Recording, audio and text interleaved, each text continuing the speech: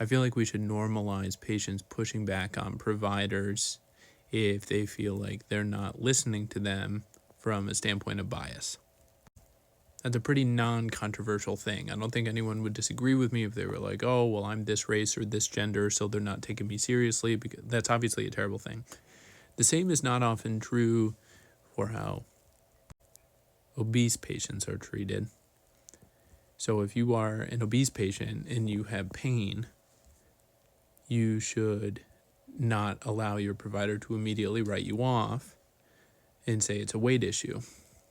Because although in reality it could be a weight issue or a musculoskeletal issue like someone who is not obese, you would look really silly if you miss a pyelonephritis or a kidney stone because you think it's a back strain because they're just overweight.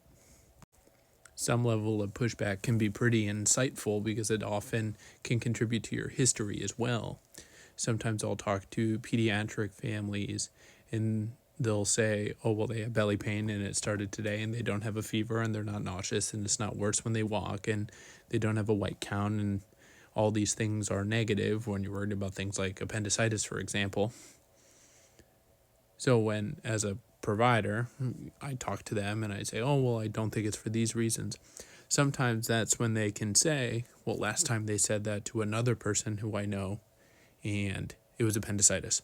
Or last time they thought it was weight, it was really pyelonephritis. And I had to get admitted for IV antibiotics because I was unstable and I was really doing unwell. I think some level of pushback can be productive. And as doctors or whatever, we need to be prepared for that and not get defensive ourselves. Because at the end of the day, it's usually a person that's been wronged by a doctor before.